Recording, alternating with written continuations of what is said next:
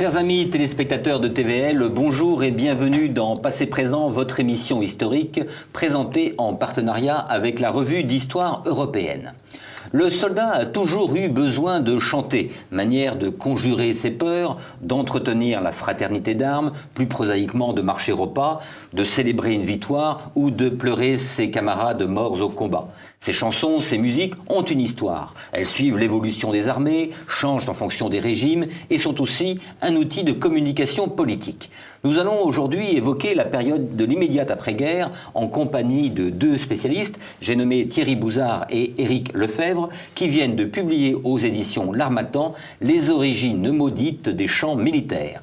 Nous vous expliquerons bien sûr pourquoi maudites. Mais présentons d'abord nos invités. Thierry Bouzard, bonjour. Éric Lefebvre, bonjour. Donc Thierry Bouzard, vous êtes docteur en histoire, vous enseignez l'histoire de la musique, vous avez enseigné l'histoire de la musique militaire au commandement des musiques de l'armée de terre à Satory, et vous êtes historien militaire, prix de l'épaulette 2018. Éric Lefebvre, vous êtes un historien, vous spécialisez de la Deuxième Guerre mondiale et plus précisément aux Français, spécialisé sur les Français engagés dans l'armée allemande. Et vous avez énormément d'archives personnelles, de témoignages collectés auprès des survivants de ces conflits. Et vous avez publié de nombreuses publications qui font de vous un spécialiste reconnu. Alors, l'histoire du chant militaire, c'est un sujet assez original. Et je voudrais d'abord un petit rappel historique sur l'évolution du chant militaire français. Donc on va commencer sous l'Ancien Régime, vous avez sous Louis XIV par exemple. Sous Louis XIV, alors le problème du chant militaire, c'est qu'on a très peu de traces de ces époques. Le soldat, il faut bien voir une chose, c'est que le soldat ne sait ni lire ni écrire, donc il apprend à l'imitation. On pourrait dire sous Louis XIV auprès de Mablonde, oui, si on peut dire. Ensuite, on passe 18e, on aurait le plus célèbre, Fanchon. Toujours chanté, c'est le seul qui subsiste quasiment de cette époque dans le répertoire militaire. Et ensuite, la grande rupture, c'est la Révolution et l'Empire. Là, on a des tas de nouveaux chants parce qu'il faut remplacer le répertoire. Et au 19e, là, on commence à avoir des traces, puisque le soldat commence à savoir lire et écrire, donc on lui fournit des carnets de chants, on lui imprime des carnets de chants, on lui vend des carnets de chants, et on commence à avoir un peu de traces. Le gros, avec l'époque coloniale, disons, le gros changement, faut voir une chose, c'est, par exemple, les chants de tradition qui apparaissent dans les années 1840 avec la galette, avec la Sidi Ibrahim, qui sont toujours chantés aujourd'hui, quoi. Donc on voit bien l'importance de cette période. Et ensuite, les guerres coloniales et la guerre de 70, et puis la rupture de la guerre de 14, qui va effacer quasiment tout le répertoire antérieur, quoi, qui était un répertoire de beaucoup de traditions orales. Donc il y a un répertoire qui se crée au moment de la guerre de 14-18 ? Il y a un nouveau répertoire, donc avec le plus emblématique, la Madelon, et puis des tas d'autres, et qui... garde de mauvais souvenirs. C'est une période très difficile pour les soldats. Ce que vous expliquez, c'est que ce répertoire va quasiment disparaître après la guerre. C'est ça. Le répertoire antérieur à la guerre de 14 disparaît parce que il y a une rupture. C'est pas compliqué. Le chant est essentiellement utilisé par la troupe pour les déplacements. Puis bon, chant de cohésion, mais pour les déplacements. Et guerre de 14, guerre de tranchées, guerre de position. Donc le soldat s'enterre et il n'a plus besoin du chant pour se déplacer. Et donc tout le répertoire qui servait à ça, il est oublié, disparu, mis de côté, quoi. Et sont créés de nouveaux chants, plus de cohésion, plus d'entretien de leur état d'esprit, quoi. Alors justement, Éric Lefebvre, du côté allemand, c'est pas exactement la même chose. Le répertoire de 14-18 ne disparaît pas. Ah, pas du tout. Alors, au contraire, l'allemand est un peuple. Les Allemands sont un peuple de chanteurs et de chanteurs de talent.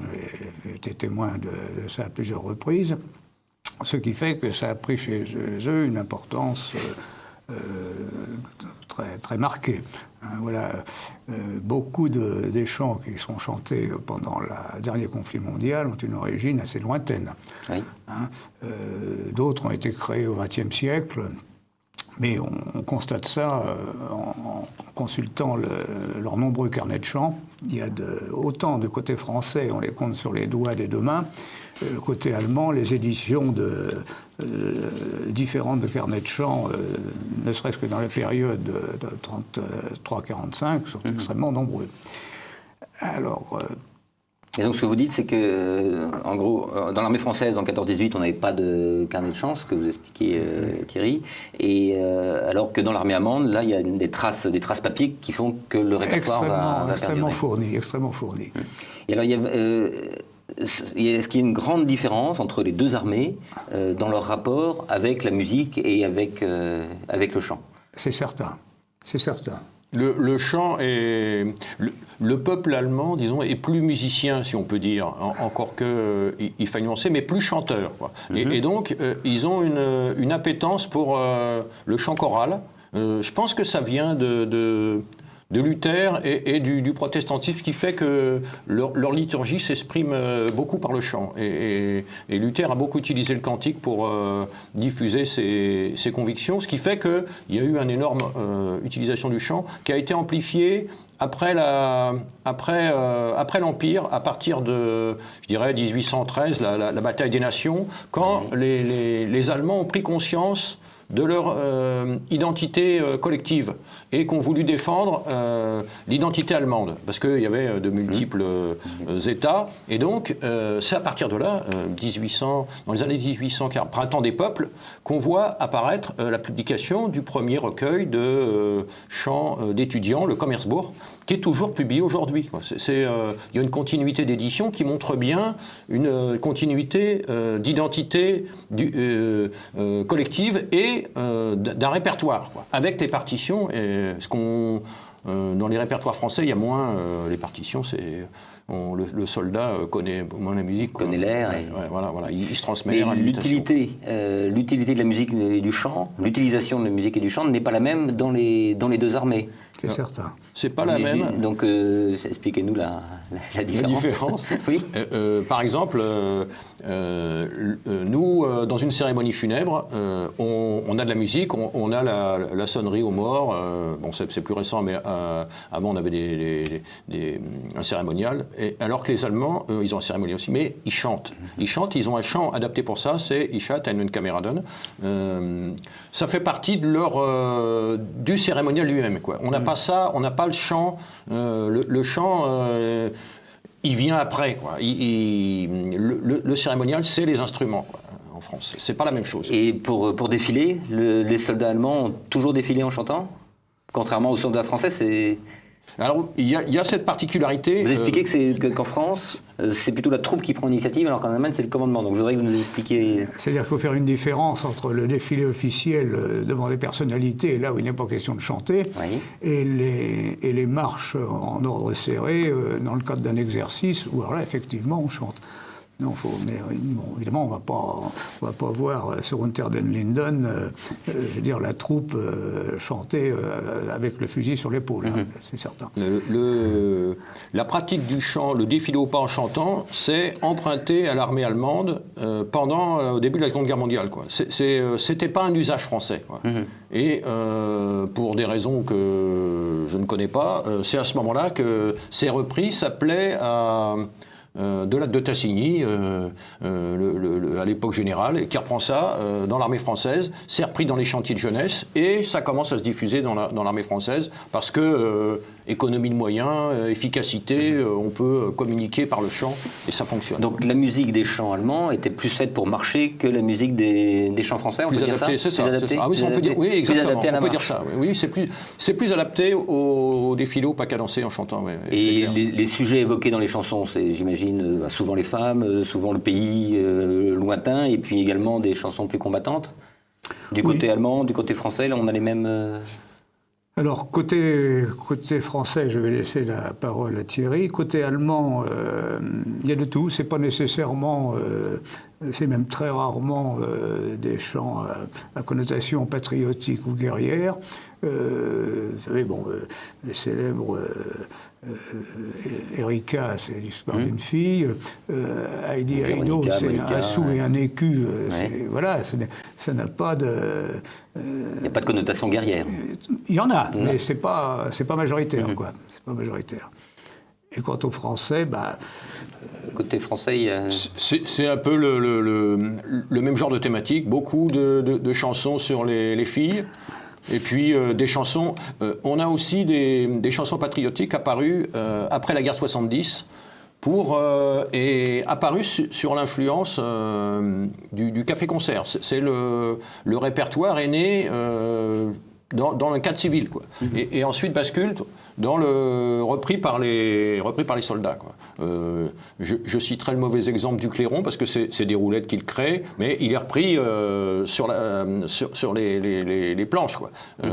Sans brémeuse, pris sur les planches, repris par les soldats ensuite, quoi. Et ça va entretenir un esprit de revanche dans la population jusqu'à la guerre de 14. C'est impressionnant. On peut pas dire que ce soit politique, une idéologie et tout. Non, c'est l'ensemble de la population qui réagit mal à l'amputation d'Alsace et de la Lorraine et qui transmet son message. Voilà. Et du côté français aussi, un peu plus de paillardise, d'après ce que j'ai lu. Alors on peut dire ça... Pour nos téléspectateurs, je ne dirai pas tous les textes trouvés dans le livre. Oui, disons, c'est un peu une tradition française, encore que d'avoir des chants paillards. Ce sont pas... je classe pas ça comme de la perversion, c'est plutôt un peu comme dans le cadre des étudiants en médecine, c'est un moyen d'exorciser le fait de s'attaquer aux interdits, d'ouvrir le corps pour charcuter, pour soigner. C'est quand même traumatisant, et de devoir tuer, c'est aussi traumatisant. Et donc il faut surmonter ce traumatisme, et le chant montre qu'on est capable de le faire, quoi. Alors on va rentrer un peu plus dans le dur du sujet. Dans le dernier conflit mondial 39-45, il y a une nouveauté, une première même, des soldats français et allemands combattent côte à côte, alors, sur le front de l'Est et contre le bolchevisme. Est-ce que là on peut dire que, musicalement parlant, est-ce qu'il y a une rencontre de deux cultures musicales? Comment ça se passe à ce moment-là? Alors, d'abord, en deux mots, définir de qui il s'agit. Oui. C'est-à-dire, nous avons cantonné le travail aux Français qui ont combattu sous l'uniforme allemand. C'est-à-dire en laissant de côté tous les partis collaborationnistes qui avaient leur chant, que l'on peut assimiler à la milice française. Donc, alors, ces Français qui ont combattu sur l'uniforme allemand, les plus célèbres, c'est la Légion des volontaires français contre le bolchevisme, créée en 1941, qui sera la plus importante en durée et en effectif. Un effectif de combien? Alors, disons que près de 6 000 hommes ont été acceptés, avec 2 fois plus de volontaires, bien sûr. Donc, cette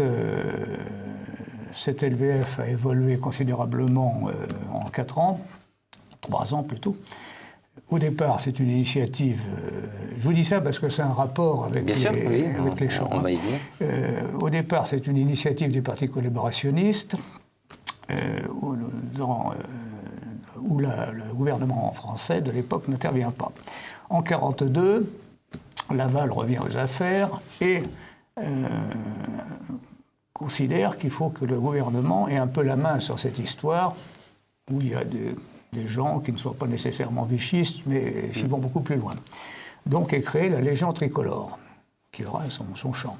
Légion tricolore, c'est censé englober à la fois les volontaires du front de l'Est, qui sont sous l'uniforme allemand, et d'autres unités qui doivent combattre dans nos ex-colonies, dont beaucoup sont déjà passés à la France libre. Voilà. Ça va être un échec total du fait des Allemands. Parce que la politique allemande à ce moment-là n'est pas uniforme. Le Troisième Reich, c'est certes une dictature, mais c'est une dictature où il y a plusieurs conceptions, plusieurs forces qui s'affrontent. Alors en France, c'est par exemple l'armée, la Wehrmacht, et les affaires étrangères, représentées par Abetz. Alors Abetz va soutenir la Légion tricolore, et la Wehrmacht s'y oppose. Donc à partir de 1943, la LVF est quand même reconnue d'utilité publique par le gouvernement. et ça durera jusqu'à la fin. Entre-temps, ont été créées d'autres formations, la NSKK, les Waffen-SS en 1943, qui, eux, sont légalisés par le gouvernement français, mais le gouvernement français n'intervient pas. Donc, sur les champs, ça aura une influence. Après, la Kriegsmarine, après, enfin, il y a une énumération d'unités diverses qui ont des statuts différents. Tout ça se terminera en 45, fin 44, début 45, par la création de la division Charlemagne, enfin brigade puis division Charlemagne, dans laquelle vont être intégrés la LVF, les SS français et un certain nombre de marins qui étaient engagés dans la marine et de miliciens. Bon. Voilà. Alors, et donc les champs dans tout ça, c'est-à-dire que ces volontaires français arrivent avec leurs champs, ou bien non, les Allemands leur imposent les leurs? Justement, la plupart des chants, enfin l'immense majorité, sont des adaptations de chants allemands. Il y a eu quelques créations françaises, mais quand je dis quelques, c'est vraiment une très petite quantité. Et d'ailleurs, les 2 premiers chants ont eu des paroles, mais pas de mélodie, qui n'a jamais été écrite à notre connaissance. Un chant qui s'appelle le chant des légionnaires, et après la tricolore pour la Légion tricolore. Alors évidemment, ces chants-là reflètent un côté un petit peu démodé, disons, même pour l'époque. Oui. Et puis nous avons un ancien de la première hiver, le sous-lieutenant Borlangui, qui avait des prétentions musicales et qui va écrire au moins 2 chants qui vont être édités, on en a mis les illustrations, mais alors qui n'auront aucun succès auprès de la troupe, parce que c'est pareil, c'était carrément cucu. D'accord. Voilà. Par contre, tous les autres chants, il y a une exception pour une adaptation de Giovinezza, chant italien. Qui est le chant italien, qui a été repris par une petite formation qui a combattu en Tunisie sous uniformes mi-français, mi-allemand, qui était la Phalange africaine. Voilà. Alors, donc, Thierry a fait une très longue recherche depuis des années, je l'ai un petit peu appuyé là-dessus. Beaucoup. On pense avoir énuméré tous les chants concernés, mais ce n'est pas sûr. Alors, ces chants, c'est les Allemands, il y avait des chants donc, traditionnels allemands, des chants militaires allemands qui étaient traduits également ou adaptés complètement C'est adapté. C'est adapté par qui par des soldats de la troupe, et donc qui entendent les airs allemands, mais bon, ils ne parlent pas allemand, et donc il faut l'adapter en français, et donc ils se font traduire les paroles, ou ils les changent, et ils font des chants originaux. Voilà. Et qu'en pensent les Allemands sont satisfaits? On n'a pas de... Disons que les Allemands les laissent chanter, donc c'est que ça devait leur convenir. À partir du moment où la troupe chante et la troupe je parlais de choc de culture musicale. Il y a 2-3 anecdotes croustillantes dans le livre. Oui. Notamment un officier, des soldats français chantent un chant, là, on en parlait tout à l'heure, un chant paillard, et l'officier allemand était très content, une très très belle chanson, parce que bien évidemment il a compris. Mais ils disent également que les Français ne savent pas chanter. C'est clair que les Français ne chantent pas comme les Allemands. Déjà, il faut qu'ils apprennent à chanter au pas cadencé, ça c'est nouveau. Et ensuite, ils n'ont pas la qualité du chant choral allemand, quoi, forcément, parce qu'ils ne sont pas éduqués, formés à ça dans leur jeunesse, quoi.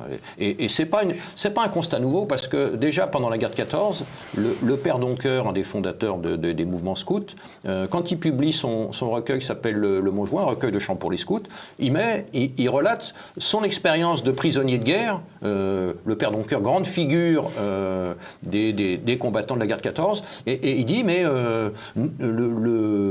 l'espèce de vexation du français devant la qualité de la jeunesse allemande, de la qualité du chant de la jeunesse allemande. Et nous, on chantait de pauvres chants mal interprétés. Voilà, on n'était pas capable d'être à leur niveau. Et c'est pour ça qu'il décide de publier son recueil de chants et de le diffuser et de l'enseigner auprès de la jeunesse française à travers les scouts, quoi. Donc ces chants vont connaître une autre destinée. Après, d'autres choses à ajouter sur le deuxième conflit? Oui, une nuance. C'est-à-dire qu'on chantait en français essentiellement dans la LVF. Oui. Mais quand a été créée en 1943 une SS française, Waffen-SS française, le cas était différent. Pour des raisons historiques, c'est-à-dire que les Allemands qui ont voulu recruter des Français dans la Waffen-SS, au départ, n'étaient pas... il n'y avait pas d'assises vraiment, comment dirais-je, dans leur conception. Et ils ont voulu, à un moment, du moins au départ, assimiler ces volontaires français aux volontaires germaniques, c'est-à-dire hollandais, flamands, etc. Donc ils ont été pris en main comme des germaniques.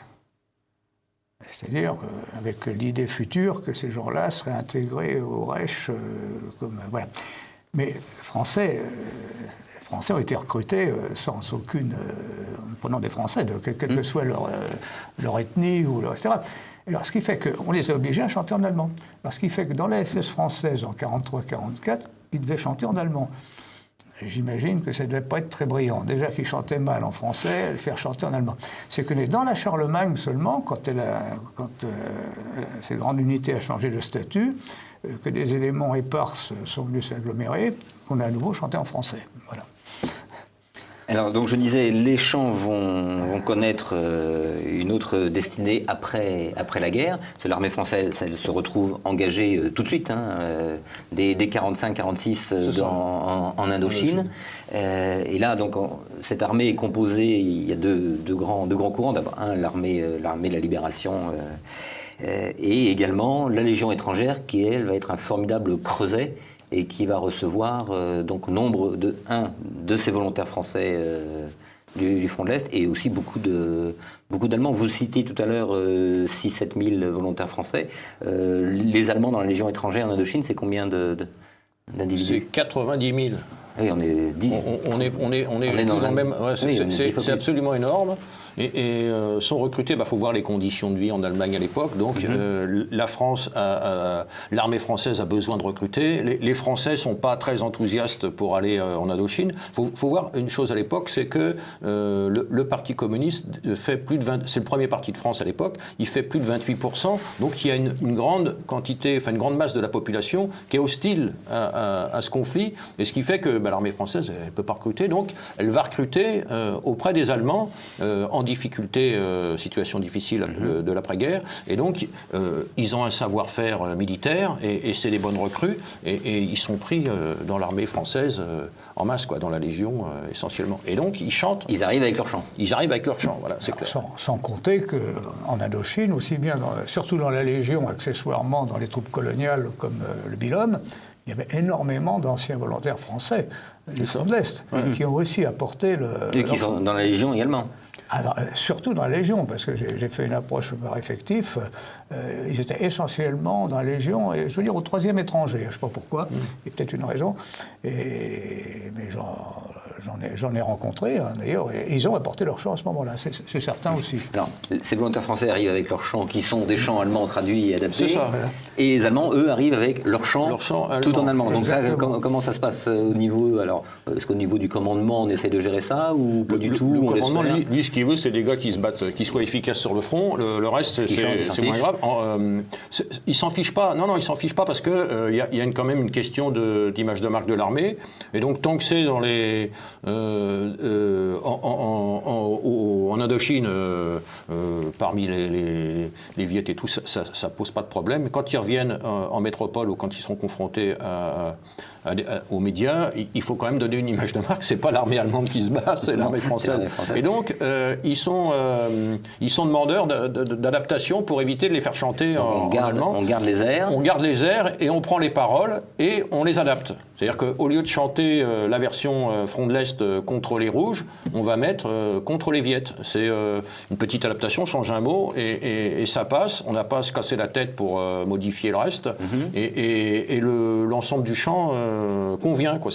C'est pas des chants idéologiques. Alors évidemment, on va pas chanter SS marchons vers l'ennemi, ça peut plus marcher, mais on va faire la Légion marche vers l'ennemi, et là c'est normal, quoi. Et là-dedans, on a un esprit guerrier qui est transcrit, et qui est le même dans toutes les unités, quoi, que ce soit d'un pays ou de l'autre. La musique n'a pas de frontières. Alors, est-ce qu'on sait, bon là c'est dans le cas de la Légion, mais est-ce qu'on sait comment ça s'est passé avec leurs camarades qui venaient, eux, de l'armée de la libération on le sait. L'exemple, le mélange se fait assez bien. L'exemple que je prends, de toute façon, je cite, c'est pas compliqué, c'est le témoignage que j'ai recueilli du colonel Luciani, héros de la bataille de Dien Bien Phu, issu de la résistance, parce qu'il avait combattu contre l'occupant et passé par l'école d'officiers. Et ensuite, il se retrouve en Indochine, au BEP, à commander ses soldats. Et c'est ce qui me traduisait, quoi. C'est ce qui m'expliquait. C'est que eux, ils ont des soldats, on leur donne des soldats pour aller combattre. Leur problème, c'est pas de savoir d'où ils viennent, c'est qu'ils soient efficaces et qu'ils soient bons pour éliminer l'ennemi. Le reste, qu'ils viennent des Allemands, machin, truc. Il n'y a pas d'idéologie dans la Légion, il n'y a pas de combat politique, c'est pas le sujet, c'est on se bat contre l'adversaire, c'est ça. Et donc, il faut être efficace, et à partir de ce moment-là, le transfert s'est fait naturellement. On a des sous-offres qui sont anciens et qui connaissent les paroles, qui ont été sur le front de l'Est, qui connaissent des paroles, tu vas les adapter, tu vas changer quelques mots, et puis c'est parti, et tout le monde est content, quoi. Parce que les autres étaient arrivés avec des chants également, des chants d'origine anglo-saxonne ou... Alors anglo-saxonne dans l'armée française, il y en a très peu, quoi. Je ne sais pas pour quelle raison, mais il y a des chants d'origine russe. C'est plus une question d'origine du contingent qu'autre chose, quoi. C'est pas, il n'y a pas de ségrégation qui est faite, et c'est ce qu'on disait tout à l'heure, c'est un objectif pratique, il faut que ça marche, quoi. Voilà. La seule chose et qui fait que ces chants ont eu une audience, c'est la situation de la métropole à l'époque, où le Parti communiste s'en prend au corps expéditionnaire, plus spécialement à la Légion, pour une raison, il considérait que le légionnaire d'origine étrangère, il est plus nostalgique de son pays natal, et donc c'est une psychologie plus faible que les autres, et donc on veut le viser, on vise particulièrement également, oui, ces chants sont un outil de communication politique, ont un objectif politique en métropole. C'est ça, c'est un objectif. Alors politique, c'est peut-être le terme est peut-être un peu fort, mais c'est utilisé comme un outil de communication. Et là, c'est quelque chose qu'on n'imagine pas aujourd'hui. Et la communication par quel média ? C'est très simple. 1900, on voit ça dans les documents. Donc c'est novembre 50, Cao Bang, énorme traumatisme parce que l'armée française perd, je ne sais plus combien, 6 ou 7 bataillons de troupes d'élite, quoi. Contre le Viet, c'est une défaite énorme, et donc traumatisme, et donc il faut réagir face à ça, quoi. Et en plus, les attaques contre le corps expéditionnaire, il ne faut pas oublier que les armes étaient sabotées, les transfusions sanguines pour les soldats étaient interdites, etc. À chaque fois que des troupes débarquaient, il y avait un comité d'accueil pour les conspuer, donc c'était quand même compliqué. Et le commandement à ce moment-là de la Légion, et ça on le voit dans les documents, j'avais été même surpris, c'est que la Légion décide de faire des enregistrements de ces chants et change le programme. Et donc, en changeant le programme, quand on fait un enregistrement de chants, on commence par les chants qui sont les plus connus du public, qui vont être bien accueillis, qui vont se vendre, quoi. Et là, donc c'est la première annonce, ils font une souscription. Dans Képi Blanc, ils mettent les titres, le Boudin, les grands classiques. Voilà. Le journal des légionnaires. C'est ça. Et le mois suivant, juste après Cao Bang, on voit bien qu'il y a une réponse. Ils changent le programme et ils mettent les nouveaux chants, qui sont évidemment pas connus de la clientèle. Parmi ces nouveaux chants, on a un chant qui s'appelle Képi Blanc et qui a dans ses paroles « La rue appartient à celui qui descend ». Or, on voit bien que dans le combat de jungle, il n'y a pas de combat de rue en Indochine, il n'y a pas de combat de rue. Et donc, s'ils disent « La rue appartient à celui qui descend », dans le premier enregistrement qui est commercialisé en décembre 50, c'est bien qu'ils ont un message politique pour ceux qui les attaquent en Indochine, quoi. Enfin, en métropole, c'est clair. Et c'est à cette époque-là, pour accentuer le front qui se met en place, il y a un vrai front musical, on est au début on prend conscience du concept de guerre révolutionnaire.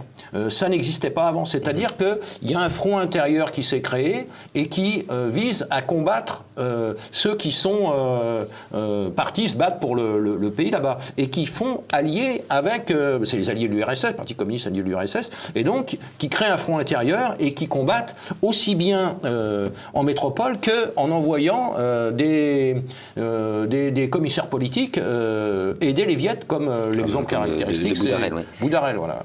Alors, Éric Lefebvre, est-ce que à ce moment-là, est-ce que l'armée commence à éditer des livres de chants avec ces chants d'origine allemande adaptés de manière à fixer les textes?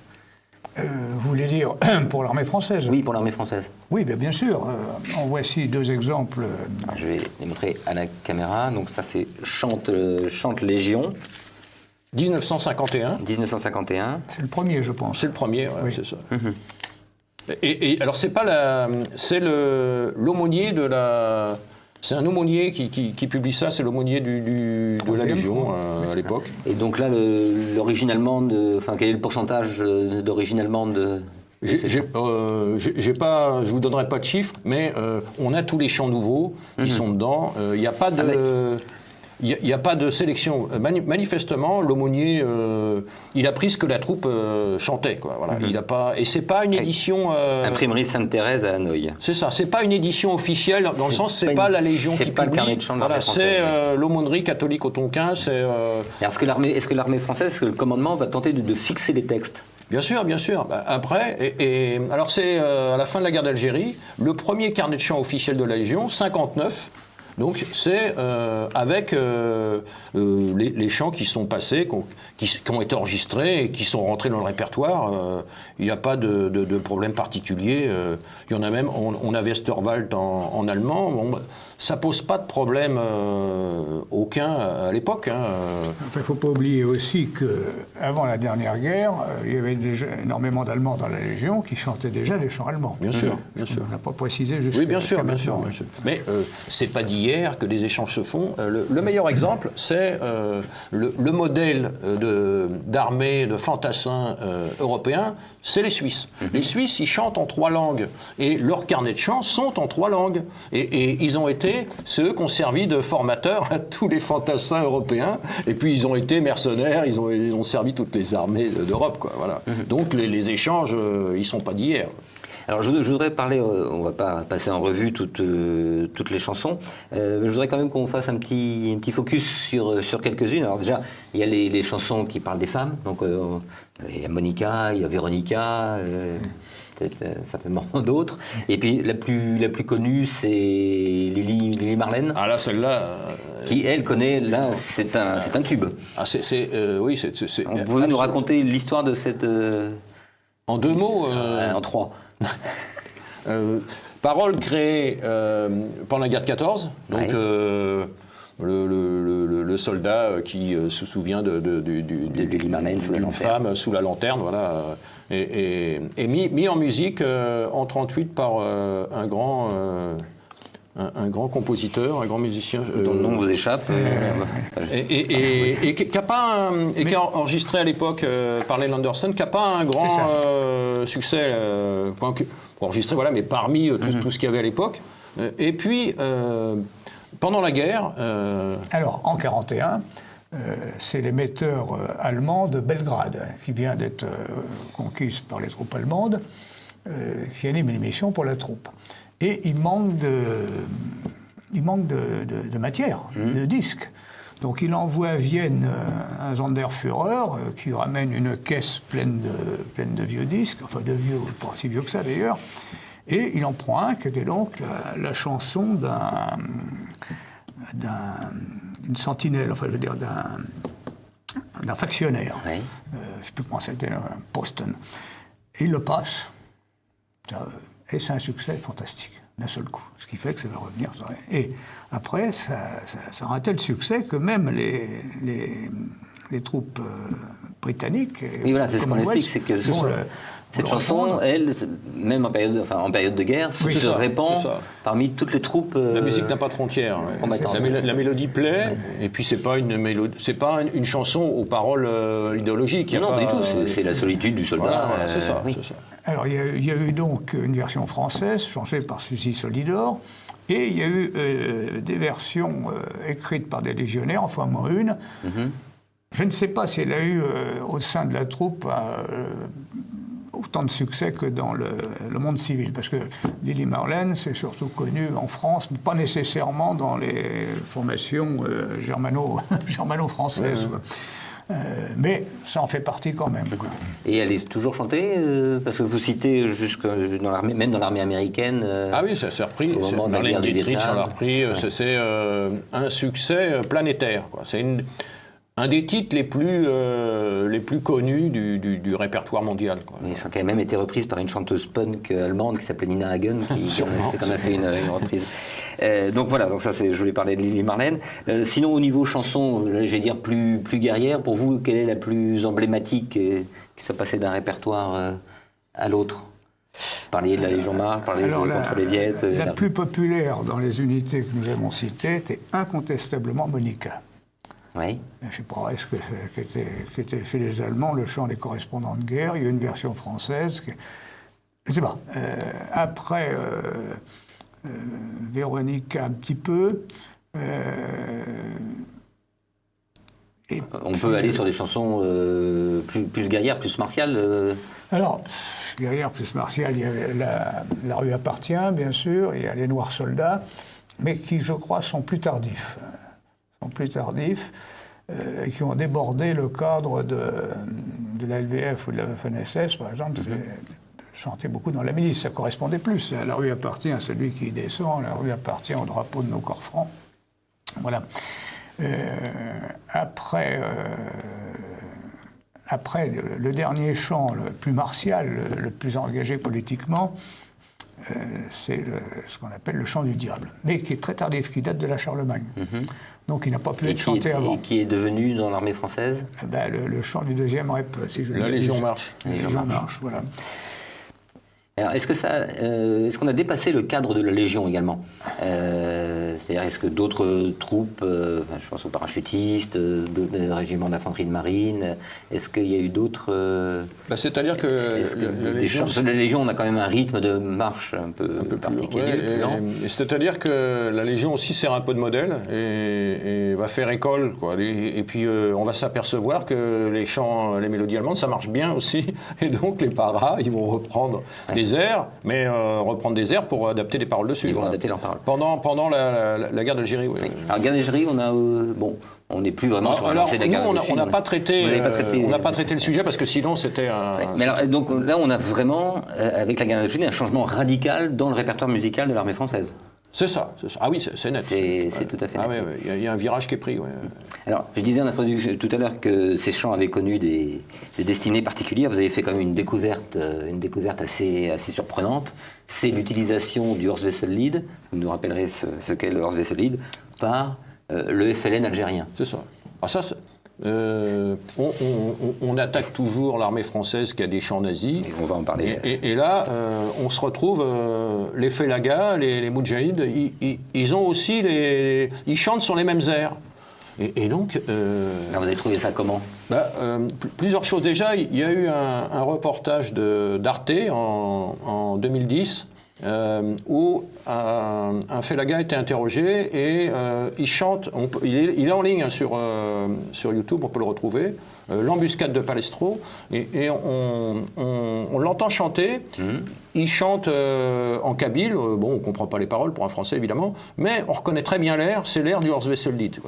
Et là c'est net. Et alors, ce qui est intéressant, c'est qu'il y a des collectes qui ont été faites par des universitaires algériens et qui ont retrouvé ces chants, qui publient les partitions et qui montrent création 45. Quoi. Voilà, c'est juste à la sortie de la guerre. Et on retrouve Saïd Mohammedi, commandant de la wilaya juste à côté de celle où il y a eu l'embuscade de Palestro. Et puis une wilaya, c'est pas n'importe quoi. Wilaya, c'est une sorte de département. C'est une grosse zone. Il est juste à côté. Et lui, commandant la wilaya, avec son casque, il a un casque allemand, il a la Schmeisser, parce que il a la croix de fer, parce qu'il était dans l'armée allemande, il avait été formé par les Allemands, et il était cadre dans le FLN. Quoi. Donc on voit bien qu'il transmet un savoir-faire, un état d'esprit, des techniques, et des chansons forcément, parce qu'il y en a d'autres. Voilà. Sur des airs allemands, c'est quelque chose qui est établi par l'université, comme vous disiez, effectivement, les musicologues, il y a des publications, on le sait. Quoi. La musique n'a pas de frontières. La musique n'a pas de frontières. Mais alors visiblement, il y en a qui aimeraient bien que les musiques aient des frontières, parce que en 87, on a une première attaque contre l'institution militaire qui vient d'une émission qu'on pouvait regarder à une époque en 87, qui était droit de réponse. Droit de réponse, ouais, Michel de Pollack. Et là, vous avez donc il y a une attaque sur les soi-disant chants nazis de l'armée française. C'est ça. Et s'en prend à un cours dans un lycée militaire en disant, regardez, il y a un carnet de chants politiques nationalistes qui est diffusé dans les écoles militaires, et dedans il y a des chants nazis.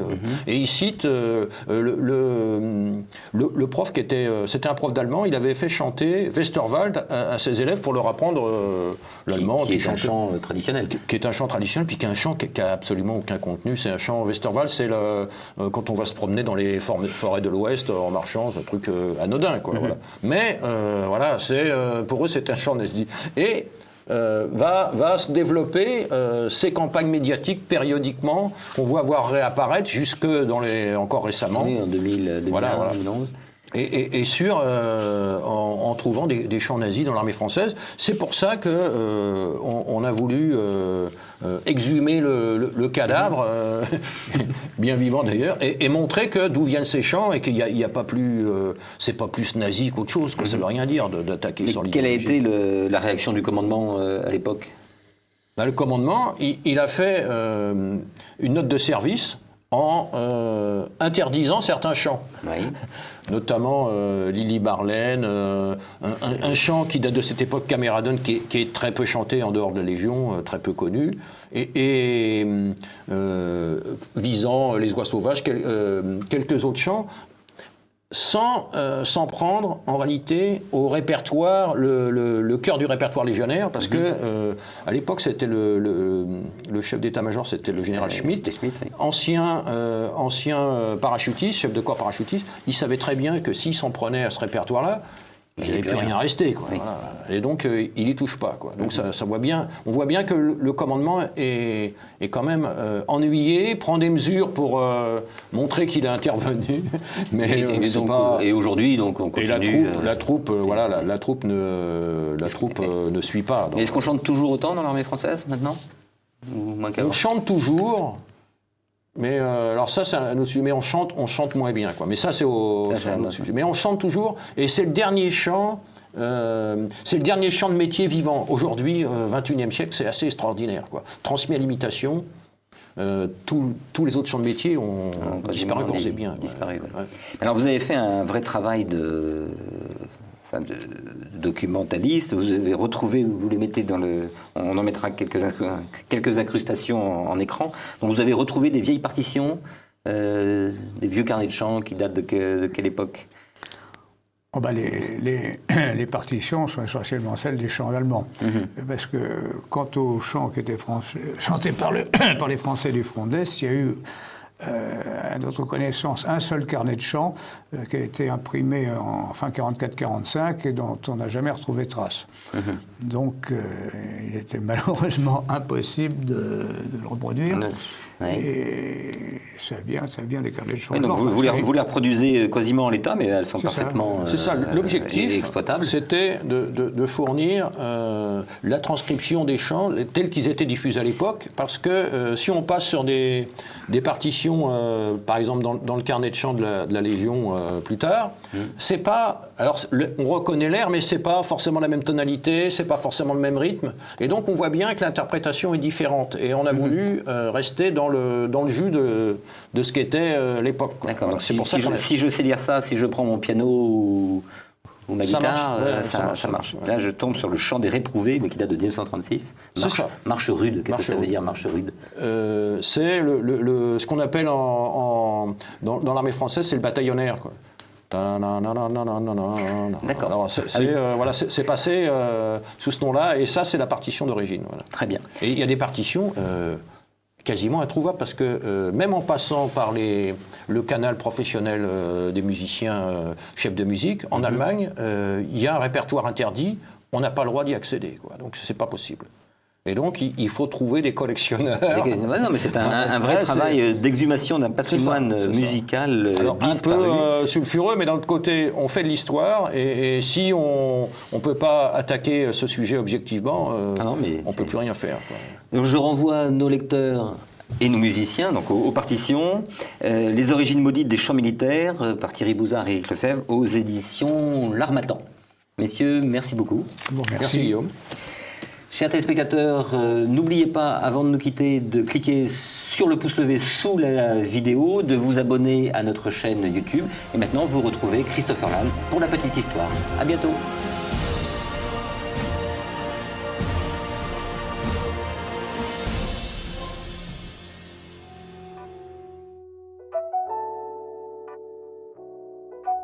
En 2020, certains médias ont choisi de titrer sur l'exode des Parisiens juste avant les mesures de confinement décidées par le gouvernement en pleine crise sanitaire. Nous sommes en guerre. Ouais, enfin presque, parce que quand on regarde bien cette situation où on voit les urbains fuir vers les campagnes, eh bien on ne peut pas s'empêcher de penser que ça n'a absolument rien de comparable avec le terrible exode de juin 40. Après je me trompe peut-être, mais personnellement en tout cas j'ai vu aucun Stuka dans le ciel à la recherche de bobos à bombarder. Parce que l'exode, le vrai en 1940, a jeté quelques 8 millions de Français sur les routes sous le feu des bombardiers et dans le chaos le plus total. C'est pourquoi j'ai choisi de revenir dans cet épisode sur un traumatisme national souvent passé sous silence dans l'histoire de la Seconde Guerre mondiale.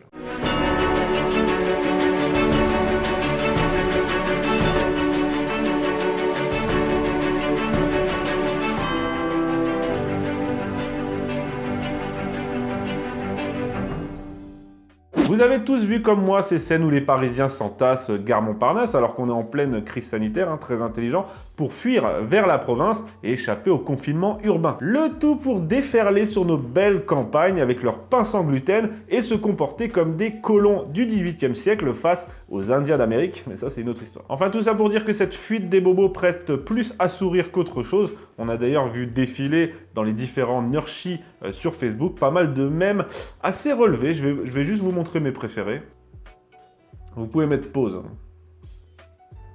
Donc voilà, je disais, tout ça prête beaucoup à sourire, plus à sourire qu'autre chose. Et puis cette mise au vert est sans commune mesure avec ce qui s'est passé il y a 80 ans. Je veux bien sûr parler du véritable exode, celui de 1940. Nous sommes alors en pleine avancée allemande, tout semble perdu, le gouvernement est sur le point de s'exiler à Bordeaux et les Parisiens se retrouvent livrés à eux-mêmes sans aucune information. Je dis les Parisiens, mais évidemment ils n'étaient pas les seuls dans cet exode. Il y avait aussi les Néerlandais, les Belges, les Luxembourgeois et toute la France, les populations du nord de la France. Si je parle des Parisiens, c'est parce que déjà ils étaient nombreux sur les routes, près de 2 millions sur les 8 millions de Français, et aussi pour faire un parallèle grotesque ou tragique avec aujourd'hui. Donc les Allemands foncent sur Paris, le gouvernement va pas tarder à se barrer à Bordeaux et la peur commence à monter. Le 3 juin, la Luftwaffe bombarde la banlieue et les quartiers ouest de la capitale, ce qui déclenche la grande fuite. En 5 jours, Paris se vide des 3/4 de ses habitants. Contrairement à aujourd'hui, cette peur était totalement légitime et justifiée, parce qu'aujourd'hui c'est certes compréhensible avec le coronavirus, mais c'est avant tout une question de confort. En juin 1940, les Parisiens et les Français en général avaient un vif souvenir des atrocités commises par les Allemands à l'été 1914, donc Première Guerre mondiale.